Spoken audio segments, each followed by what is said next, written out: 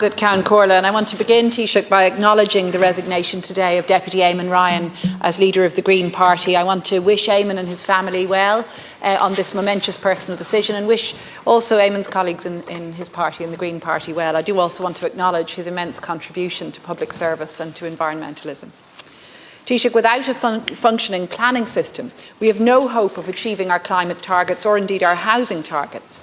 The Planning and Development Bill, which was heralded, of course, by your government as the solution to chaos in the planning system, is, however, in its current form, incapable of resolving these problems, and there's ample evidence that it will make matters worse. Now, I know that you and Minister O'Brien do wish to reform the planning system, but that's why I'm so confounded by the almost total opposition to any critique of your planning bill, whether from us in opposition, from environmentalists or the construction industry indeed. Instead, the approach is to ram the bill through, guillotining debate, offering just days to consider hundreds of amendments, and relying on unspecified legal advice when legitimate concerns are raised. Taoiseach, in the Examiner newspaper yesterday, Oireachtas Ivana of the Environmental Law Ireland group recalled the Housing Minister's commitment just in April that the planning bill would be enacted before the summer recess, come hell or high water. Well, Taoiseach, I think many of us would venture that the bill, if passed in its current form, would indeed bring about a sort of planning hell and a flood of delays. Even though the bill is being delayed beyond the summer, despite what the Minister said, we've seen debate guillotined last week, many amendments, including my own, not reached, and it seems it will now be passing through the Seanad with similar undue haste. I know, Taoiseach, you're likely to say in response that we in opposition are always calling for faster delivery of homes and that this bill is one way to ensure that. And it's true, we do want to see action, we do want to see delivery, and we do want to see the homes that our communities need being built. But this legislation, far from facilitating more building, in our view, risks taking our beleaguered planning system and damaging it even more.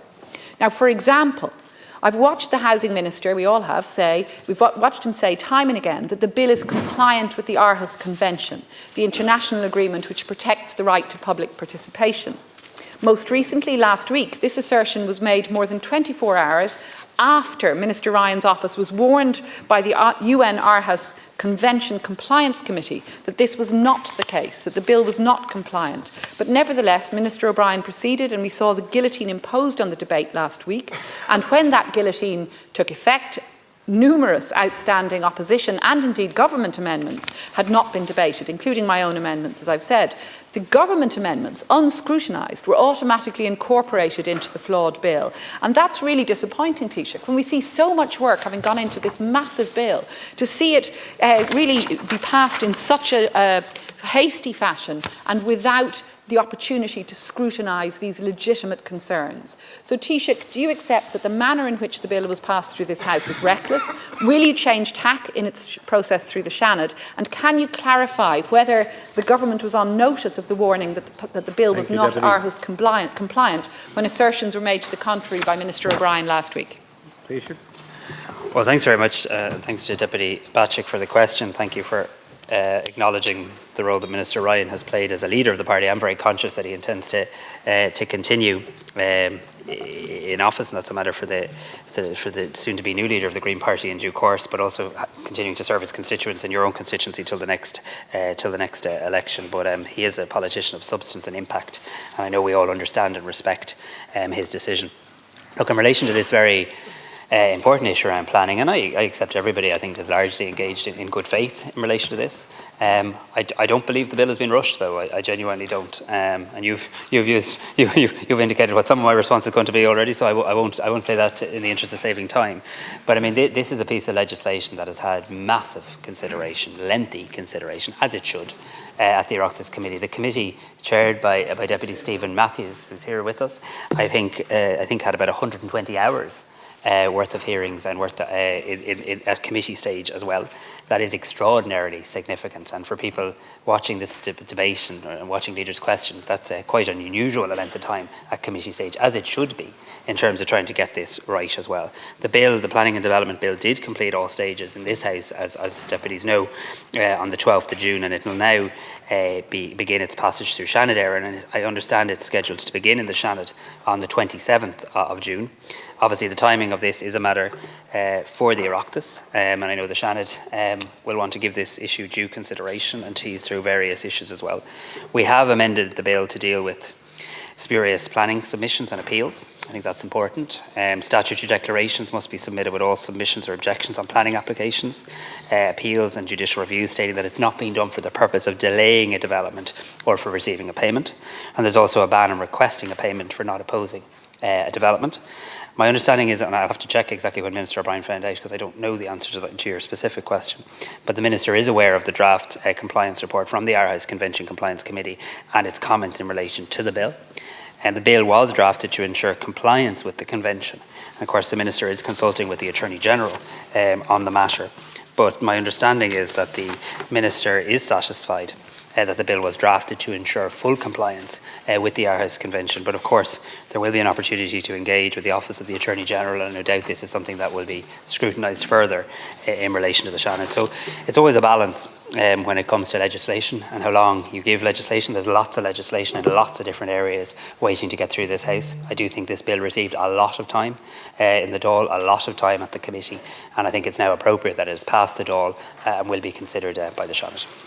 Taoiseach, Deputy Bacik. Well, Taoiseach, there was extensive consideration at committee stage, that's absolutely right, and I want to commend Deputy Matthews for steering the debate there with such patience and goodwill. But there wasn't ample time in this chamber to debate it at report stage, and that's the point. There were over 800 amendments tabled at report stage. I think we were at about amendment 200 and something when the bill was guillotined last Wednesday night. None of my amendments were reached.